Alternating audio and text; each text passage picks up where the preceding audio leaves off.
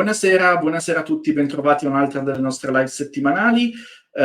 Come sapete, questa live di questa sera sarà in inglese, quindi as of now I'm switching to English language. You've been warned that tonight's live is going to be in English because tonight we have an international guest, as we sometimes do, and I'll allow him to introduce himself properly. Welcome, Johan. Welcome to my channel. And please, who are you and what do you do? Thank you for the introduction, Luca. As you said, my name is Johan Sollid. I'm 26 years old and I am the co-founder and chairperson of the Danish pro-nuclear organization. I have a background in political science and also data science, but mainly now focuses on doing activist work, also analyses, and doing scientific communication surrounding not only nuclear, but also all energy sources, and also CO2 accounting in a European and Danish context. I also work as the head of marketing and public relations at the Swedish company called Kernful Energy. They have a department in Denmark where we offer electricity deals to consumers, where we certify our electricity with 100% nuclear power from Swedish nuclear reactors, which are the most CO2 low carbon energy sources in the world, with 2.5 CO2 per kilowatt hours from the LCA analysis from the Vattenfall.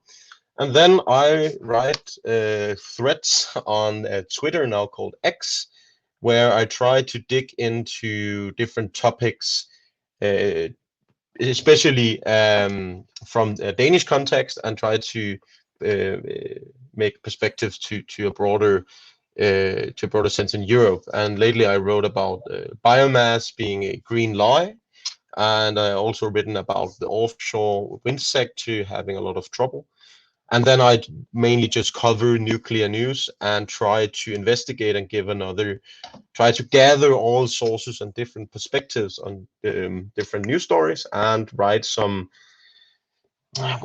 small posts, small up-ends about these different trends that are going on. And my ad is Solid Nuclear on Twitter, so I have to plug myself, of course. Well, you already mentioned a lot of the topics we will deal with tonight. There is a lot to unveil, but I would like to start from your country, Denmark.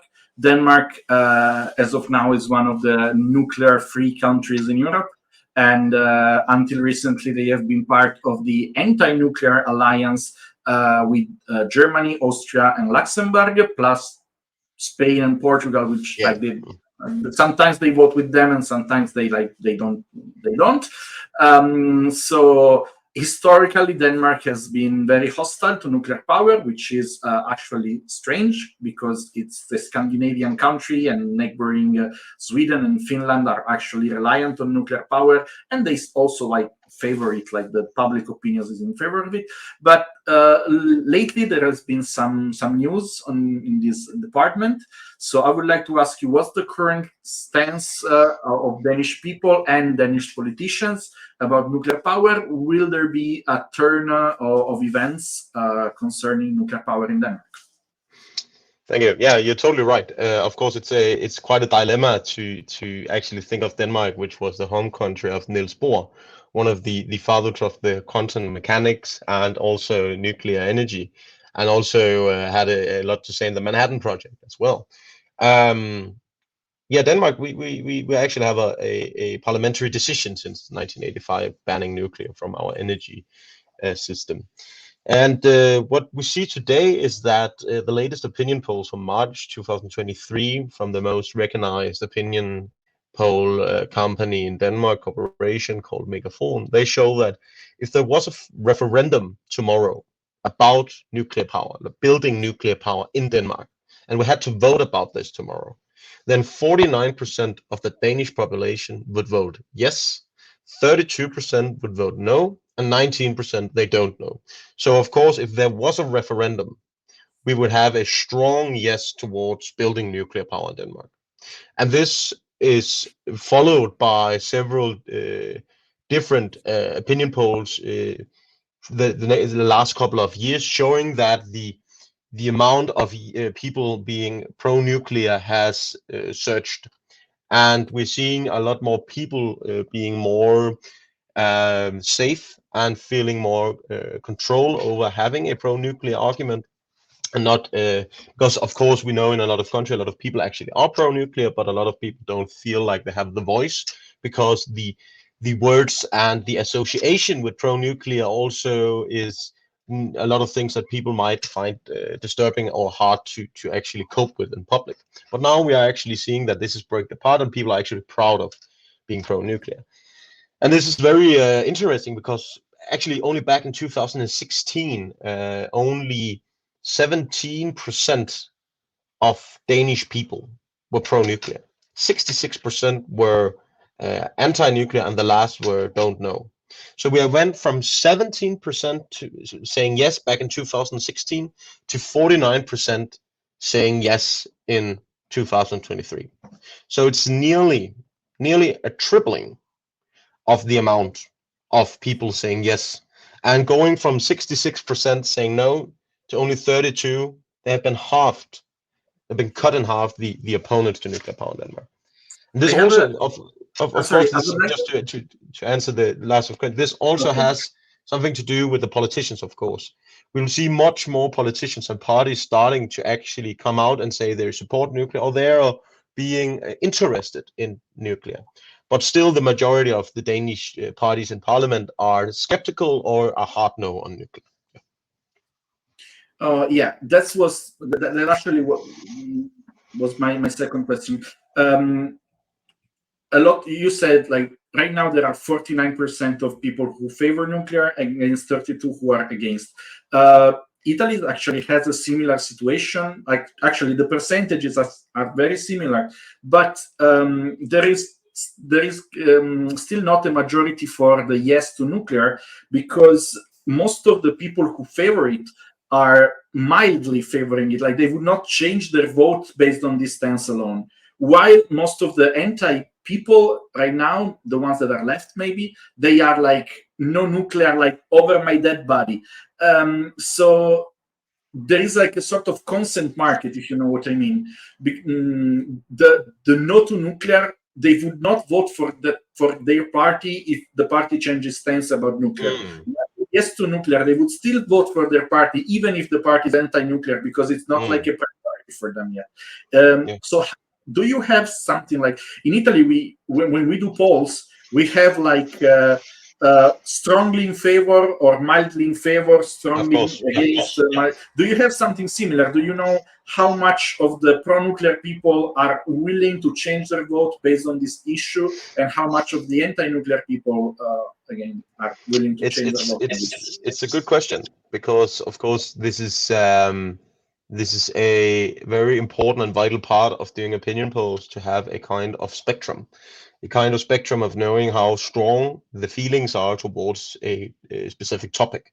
And of course, having studied political science for several years, of course, Danish polls also do Likert scales, where we have strongly pro, neutral, against, or strongly against.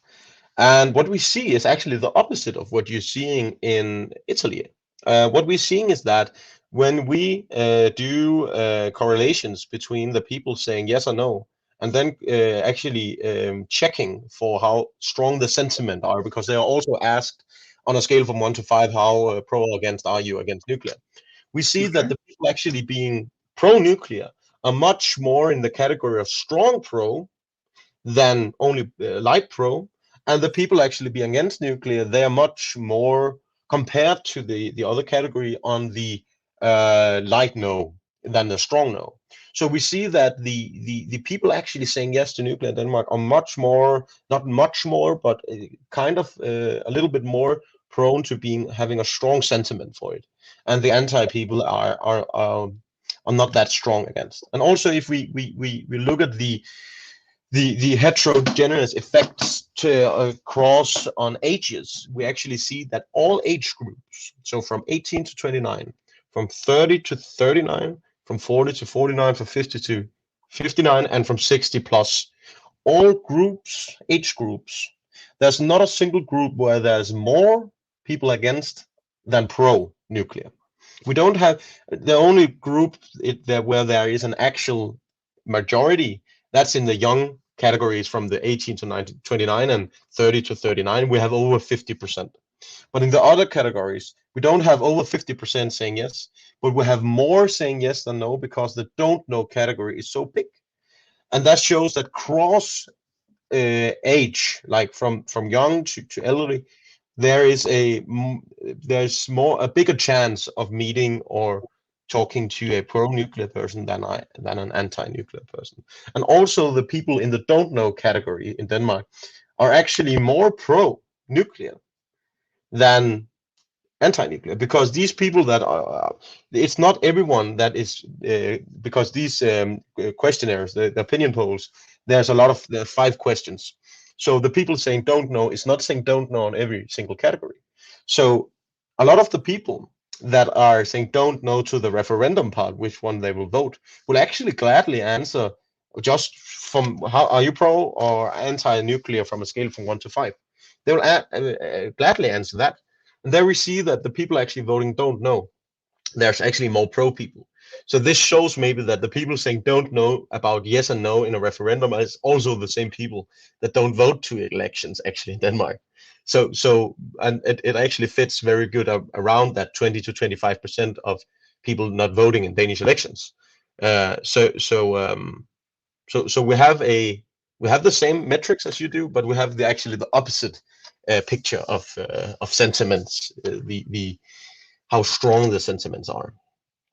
Well, I think one of the drivers that may have shifted the public opinion in both Denmark and Italy might be this one. I'm showing here a picture of electricity prices in Europe. This is like household electricity prices. These are European Commission data, and this is like fourth quarter of last year, which is the last available report. The first quarter 2023 should be out soon, and we can see that Denmark is the only country that pays more than Italy. So it seems like we are like topping the chart of who pays electricity more. This is like, again, this is the chart for household prices, but I can show you the one for industries, for companies, and it would roughly show the same data. Denmark is paying a lot for its electricity than Danish people, and Italy as well.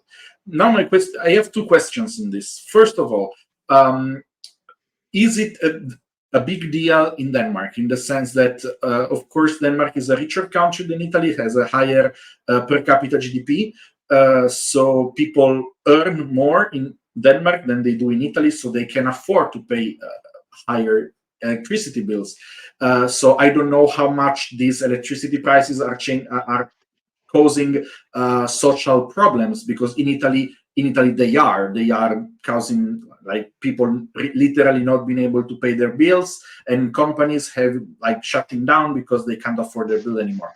And the second question is, how come? Like, how is Denmark's electricity system shaped as of now, and why you got so much higher prices than your neighboring countries? Because I don't know if it was shown in the graphics, but Sweden and Finland have significantly lower electricity prices than Denmark. To answer the first questions about the Danish prices, we also had the energy crisis in Denmark, where we had, as I'm working in an electricity company, I have actually talked to people that couldn't pay their bills. I have tried to guide people through their energy accountants, their taxes, to actually try to change their economy to actually pay their bills. So we have experienced a lot of that in Denmark. We have seen surges of prices. We actually make a calculation that showed that around 10 billion euros we paid 10 billion euros too much in electricity prices from the summer of 2021 to the no, not from the summer. Oh, sorry, from the start of January 2001 to January 2023. Over those 2 years, we paid 10 billion euros too much in electricity compared to 2 years in before. So we have the electricity, and we're only 5 million people, in 5 to 6 million population. So we have the same problems in Denmark. But now we get into a very interesting topic about electricity prices and an electricity market in Europe. And it's just not as easy to just say this country has cheaper prices than this country, therefore this country must be better than this country. Because of course we know that Europe is one big power grid. We have a lot of interconnections between the different countries. We not at all have enough interconnections, but a lot of the countries are interconnected, all countries in with their neighbors. And especially in the countries in Denmark, we have more interconnection capacity than we are actually in need of power. We have a peak demand of 6 gigawatts of electricity in winter, but we have 8 gigawatts of import capacity as of now in Denmark. So a lot of our electricity in Denmark is imported from our neighbors, from Sweden, from Norway, from Germany, and also from the Netherlands and so on. And the problem there is that our electricity prices are so influenced by other countries' electricity. And we also have Nord Pool in the northern part of Europe, where the countries will also export their electricity to the neighboring countries where they will pay the most. So that's when, if you have Norway, for example, you will see prices in southern Norway being as high as in Denmark. But in northern Norway, you will see prices being 10 times lower. Also in Sweden, because there's so long distances from these countries. So the energy system is not followed. So there can be very cheap prices in one part and very expensive parts in another part. Denmark is a very small country. We will just reflect the prices mostly on the other countries that we live nearby. And of course, Germany, they have very high electricity prices because of their phase out of nuclear power and use of coal as well.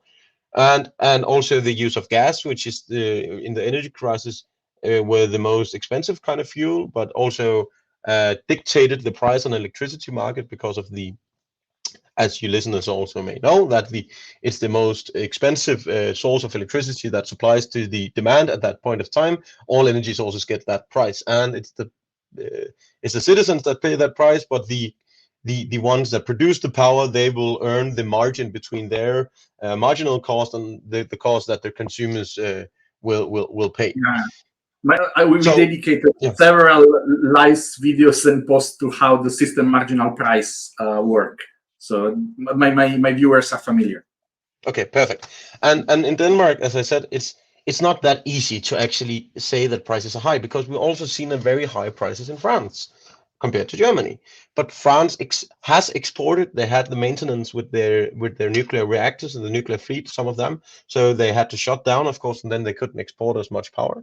But before, they have exported a lot of power to Germany that they actually could have used in their own system and could lower their electricity prices. But because Germany needed the electricity, they will pay a lot higher price for it, then also pushing French prices up, because then you don't have the nuclear in France, and then you might have to use more gas to top on that part of the electricity, and then the prices will rise. Also in Denmark, we will never, it's okay, that's just, that's wrong. We have very few times a year where we have 100% coverage with wind and solar in Denmark. And all the energy sources in the Danish electricity grid that are base load sources or load following sources are fossil fuels. So we have biomass, we have coal, we have not that much oil, and we have gas. And all of these sources have a very high marginal price, because it's the fuel that costs in these with these fuels, and they will dictate the price in Denmark. That's why we have so high prices. And then people would say it doesn't make any sense. We have so much green energy in Denmark. Why do we have such high electricity prices? And as I said before, it's because of the last energy source, and it's so few times a year where you have 100% coverage from green electricity. So you always need the last cherry on top with gas or coal, and they will bump up the price. But you don't have the problem in Norway, for example, and Sweden, because most of the time in northern Norway and also southern Sweden or southern Norway, you can cover the whole demand with 100% base load, cheap, marginal price electricity, hydro or nuclear. That's why you have the cheaper prices. But then if you export all of your hydroelectricity to another country, as the Norwegians did in a couple of months, they have to import gas from Sweden, and that would pump up the price for the Norwegians. That we also saw a lot of spark in the Norwegian debate about the Norwegians being angry at their government, saying like, we have some of the most cheap electricity in the world. Why do we have to pay prices tenfold the normalized price? And that's because it's privatized. The hydro companies sell the electricity to the ones that need the most and will pay the most. They don't give a damn about their population. They just sell it to the highest bidder. So that's the reason why we have the differences. But also, as I had to mention, is that it's hard to compare countries close to each other with electricity, because of course you also have taxes, you also have tariffs and all of that inside each and every country, and a lot of the externalities of the specific electricity grid of the specific country are embedded in the taxes. So for example, in Denmark, we have a lot of taxes on our energy because we have to build our electricity grid from all the wind and solar, and we have subsidized wind and solar for 30 years. And that has been included in the taxes and in the tariffs in the country. And that will pump up the price even more, because the graph that you showed was excluding tariffs and taxes. And compare that to a country where they have nuclear in France. They haven't had the same need for building out the electricity grid and stabilizing their electricity grid the last 30 years as we had in Denmark. We are trying to, we are having a Rube Goldberg machine in Denmark. We are trying to invent the wheel again. We will, because as we know, for the last 100 years, we have the way that our electricity systems work is that we had a heavy, synchronized mass of weight that could, like the debate about inertia, that could stabilize the hertz of the electricity grid. That's the normalized way of doing it. And these big rotating masses, they are in generators, typically at thermal power plants, nuclear, coal, gas, and all that. If you exclude all of those and you only have windmills that cannot stabilize the grid in that sense, then you have to invest a lot of billions in making artificially, and it sounds so stupid, but we do it in Denmark. We are building artificially big wheels. Yeah, it's not just big wheels. You can use condensers as well, but like there are some tools to provide grid inertia, but they're not cheap. They don't come cheap. You can they use don't come cheap, and that is not a, that's just a external and positive externality of a thermal plant. That's just the generator. We don't, that's not why we built the generator. We don't build it to bring inertia. We bring it to produce electricity. But because that is the way that we have done it for 100 years, we have made our electricity grid around this kind of technology. And that's why I think it's so naive to think that you can build out a whole electricity system without having stabilizing sources. And a very interesting thing that I will mention is that if we're looking at Denmark, we're having a lot of troubles with stabilizing our grid sometimes, but we have a lot of fuel and we have a lot of interconnectors, so we have a high security of supply. But we have troubles with only supplying with green energy. And we had 2 episodes in the in spring where we were close to failure. We were close to having localized brownouts in Denmark. And this shows that the country in the world where we are most, what you can see, specialized in wind energy, we have the best conditions, we have the most interconnectors per capita and electricity consumption, we cannot do it. It's not possible. We are meeting the wall. We have only electrified 20% of our energy consumption, and only half of that comes from wind and solar. Only 50% of our electricity, and only 20% of our energy use is electrified.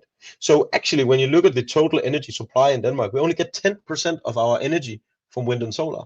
The last 90% in Denmark is still something that we burn, that biomass, coal, gas, and all of that. So if we cannot manage to do this, how will India, how will all the countries in East Asia, How will countries without coasts and big places in the sea where they can plant windmills, how will they succeed with this if we cannot even do it?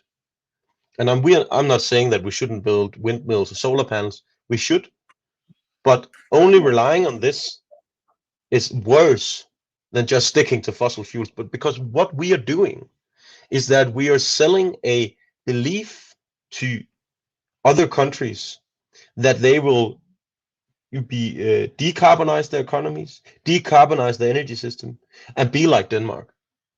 But the problem is that they're not going to be like this. They will never succeed the same way as we do with only wind and solar. Because the Well, thing in Denmark, sorry, I'll just, I'll go beyond what you just said. You said you are not saying you shouldn't build windmills and solar panels. Uh, I I actually think you should not. Not because I'm against windmills and solar panels, but because I'm in favor of a doing plans, having like you have to plan your energy system. You need to you need to know how much electricity you will need, how much baseload electricity you will need. You will need to try and forecast how your load will change throughout the day and throughout the seasons, and plan accordingly. And solar and wind have to account, like they have to be installed in the proportion that has been planned, that is needed. Like if it brings value to the energy grid, then you should build, otherwise you shouldn't. And I really see a weak case for solar, for example, in Denmark, because you're a low insulation country. It's true that you are flat, but I don't know how much of solar can bring value to the Danish grid for how little capacity factor you can have with 11%. solar. Yeah, 11%. It's very little. I don't know if I it's agree. worth the value. Also, carbon intensity of solar, it increases when the capacity factor decreases, right? Because it's Of course. if kilograms of CO2 over the energy generated. So if the capacity factor halves, the carbon intensity doubles, and at some point there is a cutoff point where it's not worth anymore. It's a different case for wind, of course. In Denmark, you should build wind because you are a very windy country. I don't know how much you've saturated your capacity though. It depends. Like I agree 100% with solar energy. You shouldn't build solar anywhere. Everywhere, sorry. You should build solar where it of course brings value to the system. You should use your energy sources in the circumstances of your surroundings. And of course in Africa, in Northern Africa, in Italy, in Southern Europe, you should build more solar panels than you should do in Norway, Sweden, or Denmark. That's a no-brainer, I would say.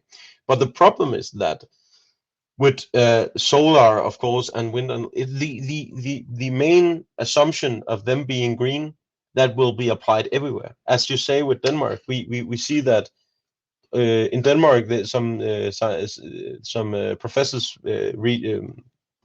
released a paper showing that if there is just the slightest mistake of installing solar panels on a 0.1% of a degree or 1% of 1 degree too wrong, it will not be sustainable through its life in CO2 emissions, because there just needs to be that little bit of error to screw it all off. And that just shows, as you say, that it might not be a good idea in Denmark to build solar panels in the scale that we're thinking. But with wind, we have capacity factors on land in Denmark around 25%. On sea, it's 40%, and the new parks, very offshore parks, they will reach around 50 to 55% in capacity factor. And onshore parks, somebody says around 35%. I don't believe it. I will gladly see it. Also with the offshore wind parks, the highest is around 50%. But the estimates when they're calculating LCOE and Valcos for wind and solar in the future, the capacity factors for wind on offshore is like 59%. And that's just bonkers. That will never happen. Maybe in some little spot in the Northern Sea where you have the most perfect wind condition for that year, it will reach around 60%. But doing this Yeah. for all wind, offshore wind in Denmark, you'll build it everywhere. You'll build it in not the northern tier. You'll build it close to land. You'll build it in Öresund. You'll build it close to Sweden. You will not reach 59% in capacity factor there. And that's the reason, as you said, it's not only cross country that's different capacity factors. It's also internal in the country. But the calculations that they use, they will take a broad statement and saying we have the same capacity factor everywhere. That is what we're calculating with. And of course, if you calculate a offshore windmill park with a capacity factor nearly to 60%, it's much more economic viable and CO2 neutral than a offshore wind farm with 40%. But when you have built the wind farm, then you cannot just tear it down, then it's built. And that's what the investors also, of course, take into account is what the expectations of the capacity factors, but also the subsidies in building wind. Yeah. Yeah. So we get to the next question then, because with offshore winds is facing two major issues right now. Well, the first one is the one that you mentioned, like capacity factors are overestimated, and so it brings that attract investments, but then when the actual numbers are out, the projects are looking not so profitable anymore, and Yeah. so several projects are being dropped or facing delays, or they need more capitals. And it's not just in Denmark; it's like all over the world. It's in UK, Exactly. United States as well, in Canada too. And the second issue is that.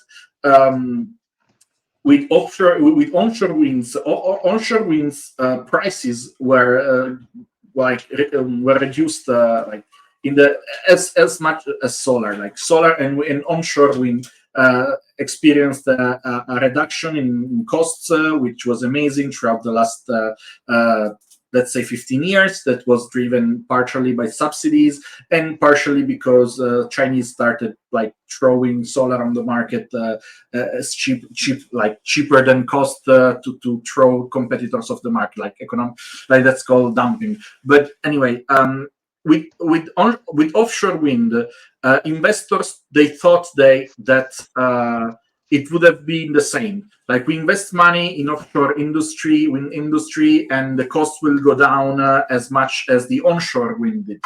But that's not the case, because with onshore wind, it's mainly a manufacturing thing. Like the main cost driver in onshore wind is you literally have to build the windmill. So to build a windmill, so it's a manufacturing problem. While with offshore wind, it's not a manufacturing problem. Like building the parts is not the problem. The engineering is the problem, because you have to build a floating platform. You have to anchor it to the seabed, to the seafloor, and you have to build it. Like building it takes ships that go back and forth. So the cost with offshore winds, they are not going down as much as onshore wind did. And again, this is causing disruption in the industry, because people like invested money with the promise of a certain value that it's not coming. So I know that you've wrote a lot about this. I know that Denmark is one of the countries that is experiencing some like projects being put on hold. So can you tell us about this? Of course, a lot of things to unpack in that discussion. As you said in the start, we have seen in the last couple of weeks, we have seen several offshore wind parks and projects being put on hold or paused or just left completely. And that's, of course, the notion of PPAs from the offshore companies being set too high, and then the stakeholders or the utilities not wanting to actually make an agreement on the PPAs, or the contracts of differences being set too low for the offshore wind developers not going to meet the demands of the CFDs because they're too low. They will not make money on it. So, and that's what we're seeing in both. We're seeing in UK. We're seeing it in the US. We're seeing it also in Denmark. But in Denmark, we do subsidies in Denmark like everything, and subsidies ruins everything, because don't get stuck in subsidies. When you get subsidies into a market that you try to liberalize, it just ruins everything, because you will never get rid of them, because the market that is raised on subsidies will never be able to walk without them. I was on the Decouple podcast with Chris Kiefer, and I said it's like riding a bicycle with the baby wheels on the side. And if you learn to ride a bicycle with three wheels on the back, it's easy. But if you're 30 years later get the both wheels removed, you'll fall and you'll fail miserably. And it'll be very hard for you to cycle without them.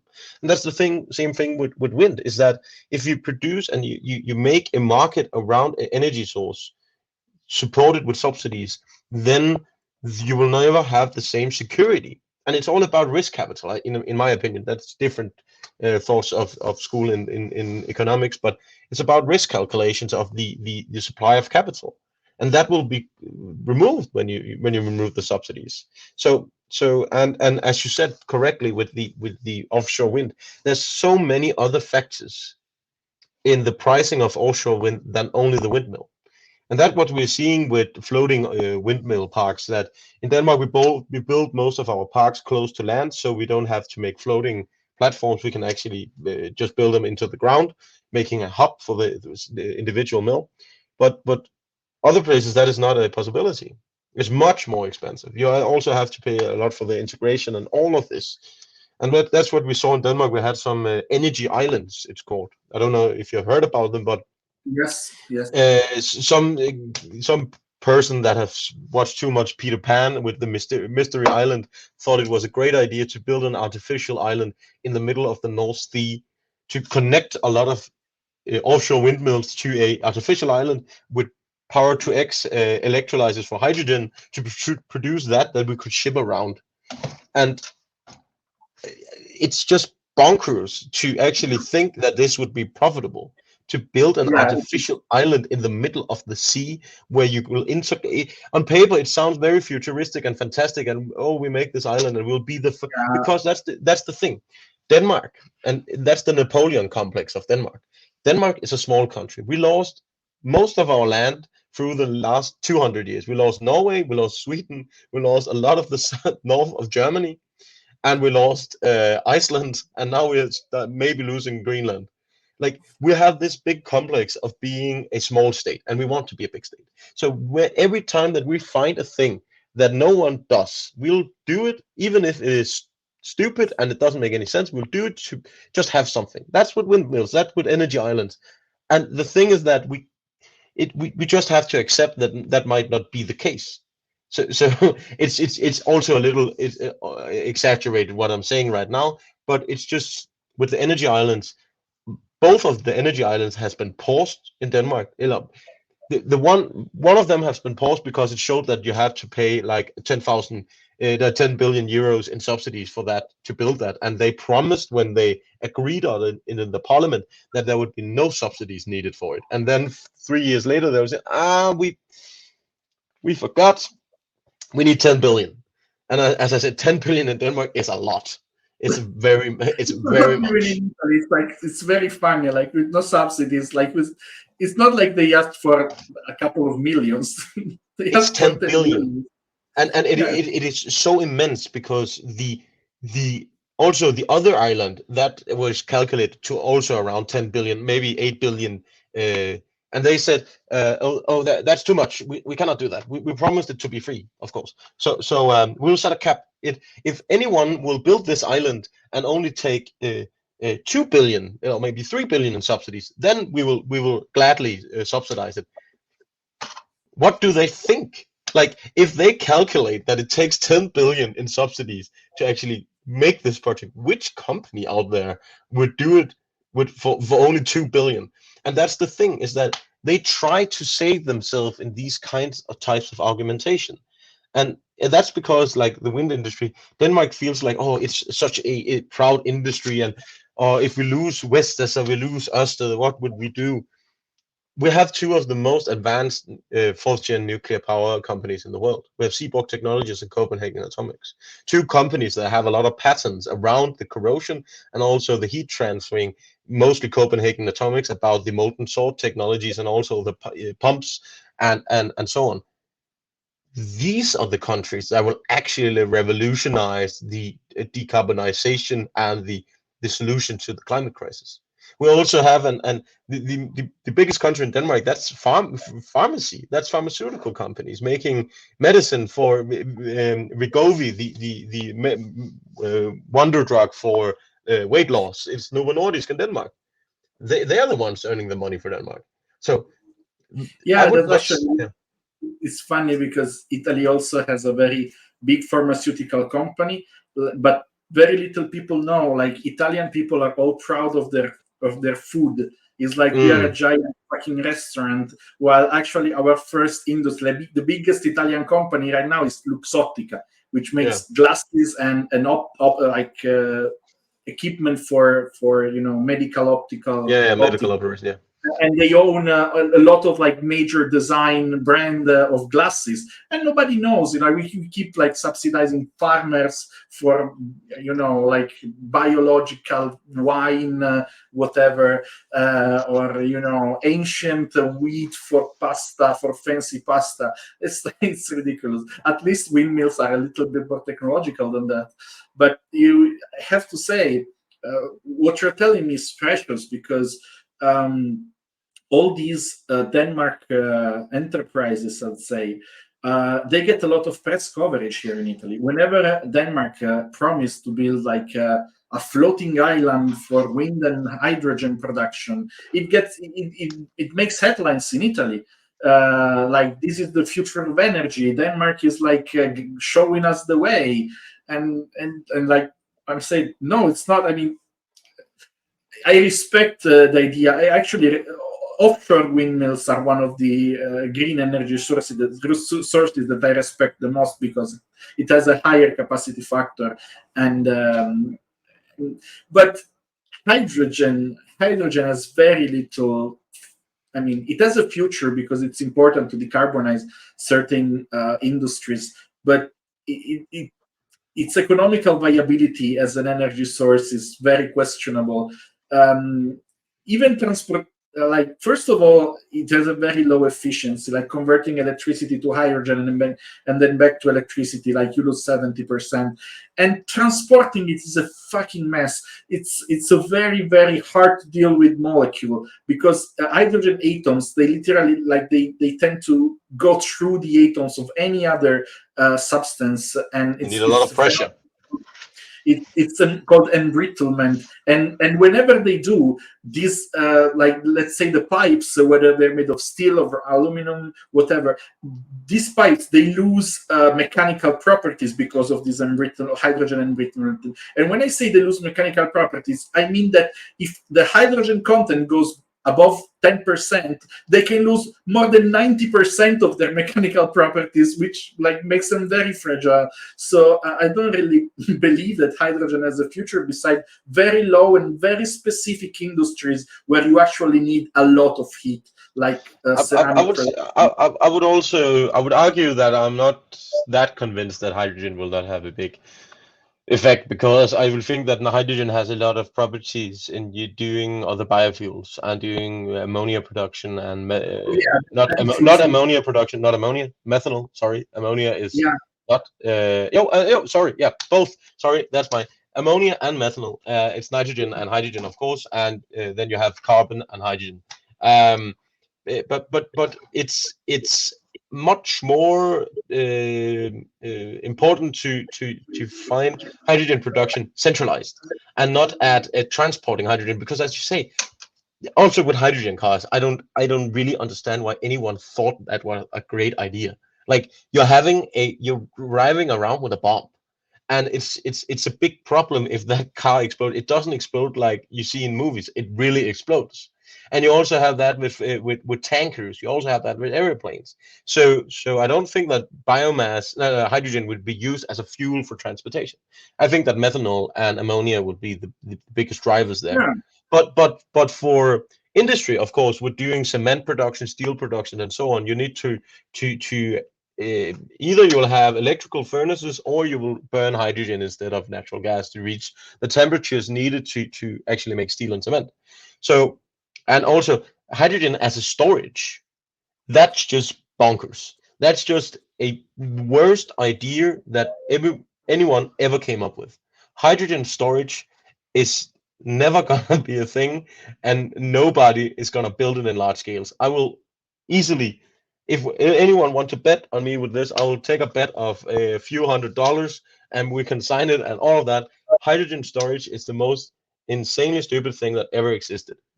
Because, as you said, the the amount of like the amount of value that you lose, you have a deficit of 70 to 80% in loss of energy, converting this from electricity to water, electricity to hydrogen, and hydrogen to electricity. It's just stupid.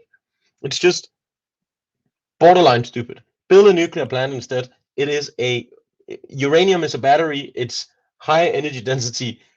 During hydrogen storage, hydrogen should only be used for fuels, not as a storage technology.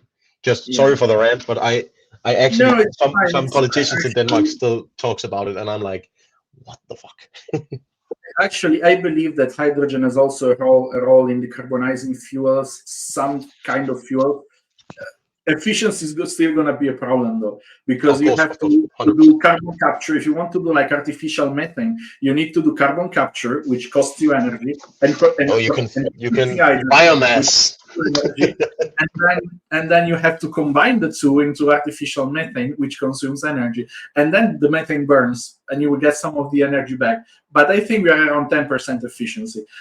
So again, I will see this kind of fuels in very specific, like for very specific usage, like I don't know, aviation, for example. But most of other transportations have to be decarbonized some other way. But I just to have a small remark is that, of course, yeah, I'm totally right with you. It's a hard game and it's a lot of a small efficiency. But then the discussion comes, okay, if you have a big tanker, should you put a nuclear reactor on a ship instead of having a gasoline powered or methanol powered engine? Which one is more efficient in terms and also cost benefit?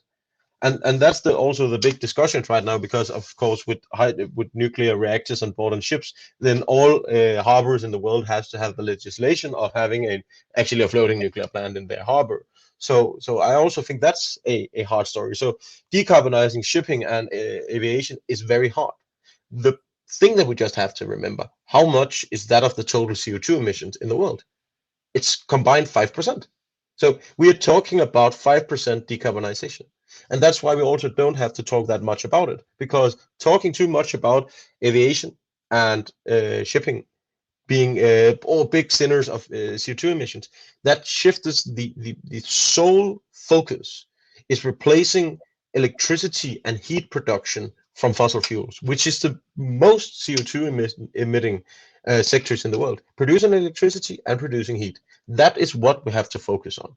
Don't focus on, sorry, and I've been a vegetarian myself, and I think we have to do something about our eating habits, and also some, not degrowth, but we have to be careful in some kinds of senses. But the main focus should not be food or transport, no, aviation or shipping. It should be electricity production and heat production and transportation of vehicle transportation, personalized transportation, which we can Yeah. electrify with Well, electric I cars and also so on. think we should have some focus on food, not just because of emission perspective, but because of biodiversity loss. Exactly, Uh, 100%, 100%. I agree on and that.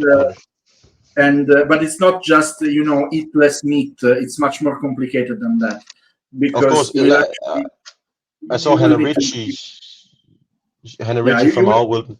She, yeah, sorry. yeah. No, I would say we have to increase food production, because the world population is still growing and a lot of them are underfed.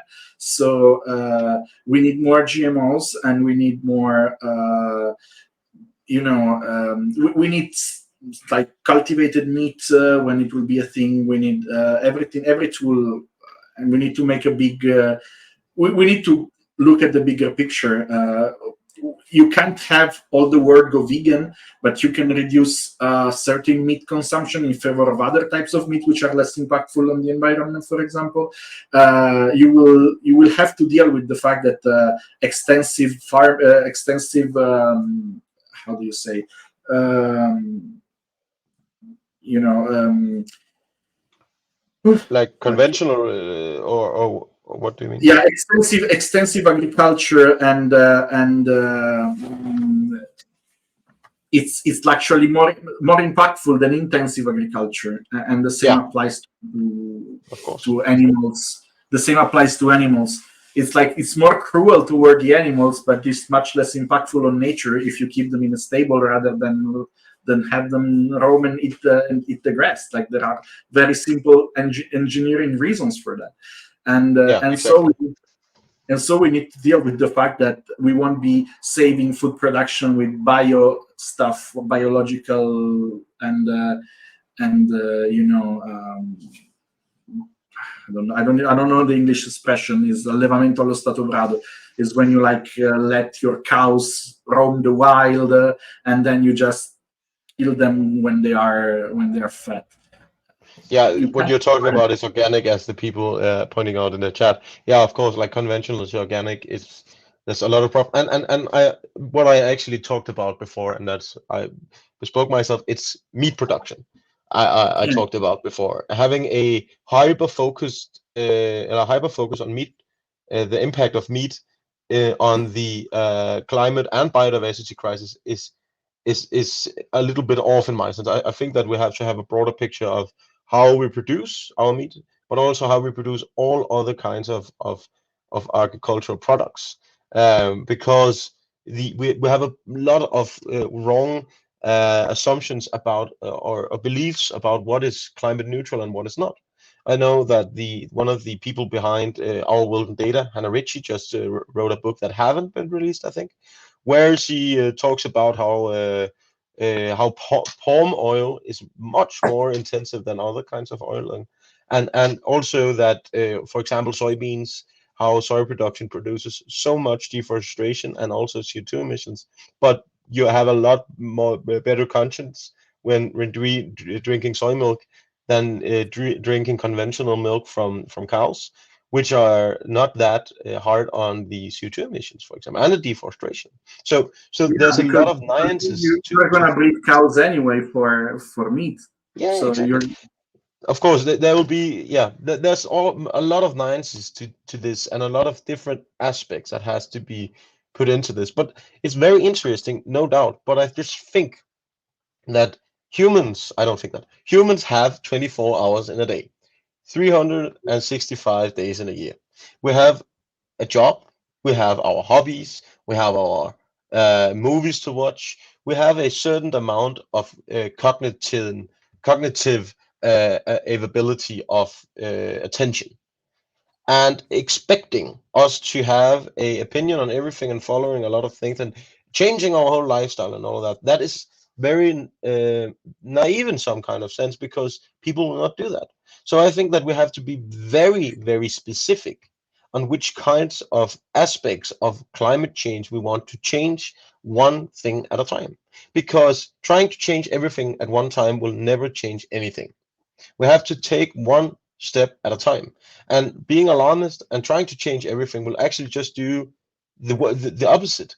We will never fulfill any of our goals. We will never do anything to the fullest. We'll just do everything left-handed. And that will strand us in some kind of situation where we have started a lot of projects, as we see now. A lot of projects that we start everywhere, and all of a sudden, oh, we leave that, it didn't solve, and oh, hydrogen cars, it didn't. So that's why if you look at one of the charts that got me very interested in this is the Our World in Data carbon greenhouse gas emissions embedded in sectors, and that yeah. shows which kinds of sectors, yeah, of course, that emits the most. And you have energy 75%. So you have transportation, you have building, you have heating, you have electricity, and all of this. It's 75% of how we produce our energy. That's where the CO2, the greenhouse gas emissions come from. We have to focus there. We have to focus on how we produce our energy. If we start there, we will create a much more sustainable world, and try, for example, stop being selling solar panels and windmills to people living on the equator, mostly windmills. It's foolish. The wind doesn't blow in the equator. You have 2 billion people living there. Stop selling them windmills. Instead, try to get them nuclear small modular reactors instead that can produce energy. And that's just the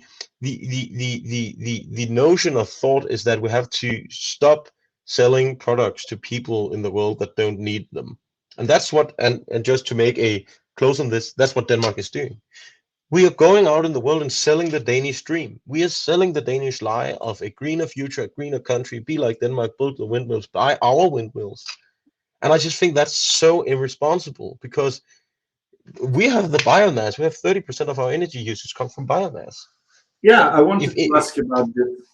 I if wanted India like should, yeah, I wanted to ask you about this because we are short on time because I promised you not more than 1 hour. So I wanted to ask you about biomass because you wrote a very interesting Twitter thread about it, and I didn't know that Denmark uses so much of biomass. I thought it was actually, I mean, I knew it uses it, but not to this extent. So how much is Denmark reliant on biomass, and why, in your opinion, this is wrong? I mean, I'll share your opinion, of course. But I'll let you explain. I would say that, like, first of all, 35% of the Danish energy usage or energy consumption comes from biomass because we use biomass to produce heat in our district heating sector and also produce electricity and also produce heat for industrial processes. So 35%. So one third of all energy in Denmark comes from burning things, from burning kinds of biogeneric things. And over 50% of the biomass in Denmark comes from burning wood pellets, and 97% of these wood pellets are imported from the Baltic states, Estonia mostly, and the US and Russia before, and the Amazon and all of that. So we have a lot of import of wood pellets that is mainly, as I cover in my thread. I recommend all of your listeners to read it. It's on my Twitter, and I have pinned it at the top. It's I'm about gonna how, link it. yeah, I'm it's gonna about link it how for the. Thank you. It's about how biomass is a scam. How that how that biomass, being mostly wood pellets, gets the green stamp because there's some kind of course, if you have hay from agricultural production from a big field, if you have hay that is a crop that takes only 1 year to grow and emit this, absorb the CO2. Of course, that's a whole nother story of burning hay in a facility than burning a tree that takes 100 years to absorb the same amount of CO2. So, and you pile all of these bioenergy sources into one word, biomass, and that's the scam, calling everything that is biogenic for biomass. Because if you call it biomass, you're calling CO2 neutral because of the Kyoto Protocol from 1997, saying that all biomass is CO2 neutral if it is imported into a country. So you don't have to account for the CO2 emitted from that. And what I found out when I wrote the thread, I have followed the debate for a lot of years in Denmark, and I researched all about this. I posted it on LinkedIn and Twitter. And LinkedIn, it was just, and Twitter, it was just like the typical Twitter thread. Like I get, not the typical, I got around 600,000 impressions, and it was actually a big thread. But people were like supportive, and people were like, yeah, yeah, it's right. But on LinkedIn, for God's sake, I pissed off half of the biomass industry in Europe. Like people from the IEA Bioenergy Association came after me, people wanting to have meetings with me, people saying one thing or the other, and then I found out that there's actually one big divide in Europe concerning biomass. You have a lot of scientists on one side saying that that doing clean cuts and harvesting trees in Natura 2000 forests, that is never becoming climate friendly. Never. Even if you have a fucking machine sucking all the CO2 into it when you burn the trees, it's You never. can curse as much as you want. Yeah, you can Like, never yeah, do it. I selected like this channel is for adults, even if I don't do adult Okay, content. But it's okay, fair. okay, No worries. perfect. But then the other sector, they're like, yeah, of course, because you will just make a company certify that all of the trees that you are cutting, they will be replanted, and all the squirrels that you kill, and all of the fauna in the forest, and all of the biodiversity that will be substituted in another place, and all of this, and in the big Excel sheet, and all of that in the accounting, it will be CO2 neutral. It's just fucked up. It's just, and having a agency as the IEA supporting this bullshit, it's it's just, for me, it's mind-boggling, because the IEA bioenergy agency, it's a part of 44 different smaller what can I say, uh, IEA is made up of 44 different smaller Department. agencies, yeah, departments, and one of this is the bioenergy department, and they are using a lot of their time to actually justify that wood pellets are in fact sustainable and CO2 neutral in Europe. I agree on a lot of the discussions about a lot of other things concerning biomass. For example, with hay, with waste from different kinds of sectors, in the manner that it is sustainable, of course. That if you have, for example, waste that you have to burn because you're burning it, then make heat of it instead, and electricity, of course. But then I Yeah, asked the question. But then I asked the question instead: when we actually, because that's what we're seeing in Denmark, when we make a value of waste, when we give waste value, actually doing that, waste can be produced into energy. Then we also create an incentive for the waste industry to produce more waste. That's what we've seen. Now, an anecdote I come from, I tell sometimes, is that when I went to, uh, we have such a half a year after our high school in Denmark, we can go to some like cultural education out in the country and play piano and read books. I went there, did that, drank a lot of beers. Uh, there we had these big containers in the back, green containers, and what the kitchen personnel told us is that it doesn't even we don't mind you not eating everything on your plate, because your leftovers will be burned at a green facility to produce electricity and district heating. So just throw your waste leftovers in the garbage cans. And that, what it did, it was that people didn't mind how much food they put on the plate. They just put blah blah blah and ate half a plate and threw the rest out. It created. It's just a very simplistic anecdote, but it's created an incentive to produce more waste, because the waste were going to be burned and then produce electricity. That's a no, and again, it's a whole nother discussion about biomass. But in total, biomass consumption is through the roof. There's a lot of industries and lobbying around biomass, billions of dollars in subsidies. There's scientists, over 800 scientists, signing letters to the European Union calling for a ban on biomass if it is from Natura and protected Natura 2000 forest and protected forest. And then there's the other camp of lobbyists, industry people, and people just burning shit to make money. And I actually know who I believe, and I actually also know who are the ones that always is on the right side of history. People that don't make money on it. And that's the divide we're on in now.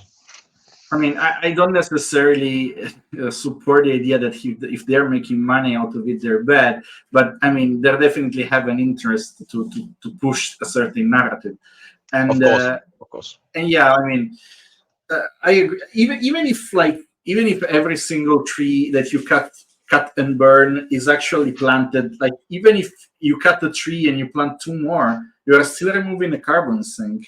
I mean, Yeah, yeah. it's Carbon you're not depth. Yeah, you're not increasing emissions in a certain like but you are avoiding CO2 being captured. yeah. You could plant two more trees if you just want to plant trees. It's like we actually need to grow more trees if you want to see more Exactly. carbon sinks. So But that, and it's also what I read a lot of papers saying that the amount of CO2, because if a tree dies, it will rotten. And I have a translator on my screen. I can read what the person. no, it's not a translator. Some of them are writing in English, so Yeah, but I saw the last comment with "Let's burn my eggs to make electricity." yeah, I showed it. I showed it on screen I because I saw wanted as well. to. But just to a lot of people say that old forest, we can burn them because the amount of CO2 decreases absorption effect in the later years of the tree. But then, okay, but if a tree naturally decays through a decay process, it takes several decades for the CO2 to be emitted from rotting in the forest, and also it has a lot of great possibilities for fauna and biodiversity of old trees rotting in the forest for different insects, for different animals, for the earth around, for future growth. The earth has done this for 4 billion years. Don't try to fuck up this process and just burn all our trees and just think that this is a great idea because we can do a Excel calculation and it will make sense. It's a Is it's simply. so immensely stupid, and I don't know why not so many more climate activists are actually focusing on this. Well, when I have a postgraduate master after my MS in physics. I got a postgraduate master in science communication Oh, and science journalism, and I remember we made a lesson on certain specific keywords that instantly triggered the mind of the readers in a positive or negative way, yeah, and bio is one of them. You attach yeah. bio in front of something, and it makes it look good. Mm. And so biomass is exactly exploiting that. And that's why I'll also make a new thread. It's called biomass is the scam that we all fell for part 2, and it's just like, let's stop calling it biomass, just start calling it burning wood. Like, Yeah, because people, like, when you say burning wood, people are like, okay, that's pretty fucking stupid. yeah. You should do like the Drake meme. Yeah, yeah, yeah. Like wood, Wood, biomass. Exactly that, and we have done a lot about it in Denmark, and there's so much to unveil about this. And I follow the debate, and I think it's funny because it's just like people debating this. It's just people trying to justify the burning woods are just like it's as selling sand in Sahara. It's an impossible job. You cannot do it. No one will be tricked into it. But yeah, it's just I think that people are not tricked into this. It's just that people don't know.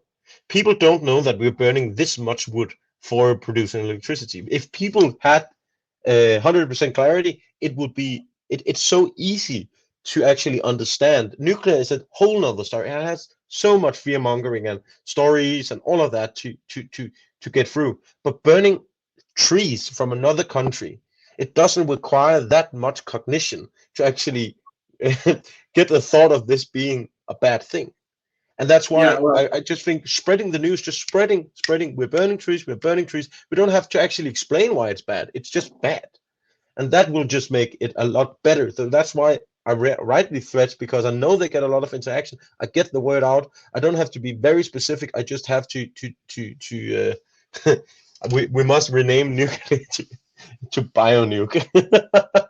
yeah. It I don't think that's a good combination. People will just think of Cyclone B gas No, in nuclear no, because disasters. actually, nuclear is against the word that carries a very negative meaning with it, and we have to deal Yeah. with that. In Italy, we have like nuclear magnetic resonance that was just renamed magnetic resonance because with the word nuclear, people refuse to undergo. Yeah, exactly. Yeah, exactly. And of course, that's a life-saving medical exam that can Yeah. like show you a problem because before it becomes lethal. I have one last question for you, then we'll end. I promise. Okay, perfect. So I wanted the last word from you about Denmark. Are you optimist or pessimist, or how do you think that Danish energy policy will evolve, say, over the next 10 years? It's a great question. I think that for this century, we will see a lot of projects fail. We will meet ourselves in the door. We'll see that the green transition, as we thought, would not go so fast. It will not be as cheap, and this will hard means require hard measures, and that's what we are going to experience in Denmark. We will have to resolve to something else, and Sweden is very bullish on nuclear, and they will have companies. I'm working from one of the companies, not a reactor company, but a company actually doing the entrepreneurial work of supplying doing a nuclear plant. Um, and I think Denmark will try to look into nuclear in the next couple of years. It will not be from the state. It will be privately owned nuclear plants. So it will be nuclear plants connected to big industry areas. So, and it will be out subsidies. So we will see companies pressuring the politicians to change the legislation, because in Denmark we have a lot of experience with waste disposal of nuclear material and radioactive material from our research reactors and our medicine industry and our natural occurring radioactive material from oil drillings. We also have a lot of experience with safety around nuclear. We also have a lot of we have the perfect grid for nuclear. We have district heating. We are a great case for nuclear. So we are not starting from zero. We are actually 30% of the way to become a nuclear state. And we should have become a nuclear state. That is what was written in the cards. But that's a whole nother story why we didn't become a nuclear state. And that we might take another time. Sure. So I'm gonna thank you for this interview. You gave us a very precious insight into a lot of different topics. I will be happy to have you again when more news come up to be commented. I'm gonna say good night to all the viewers. We were on like 60, 70 people watching. More will be watching on YouTube, of course. And I'm gonna say good night to everybody, and I'm gonna Good night. Bye. bye.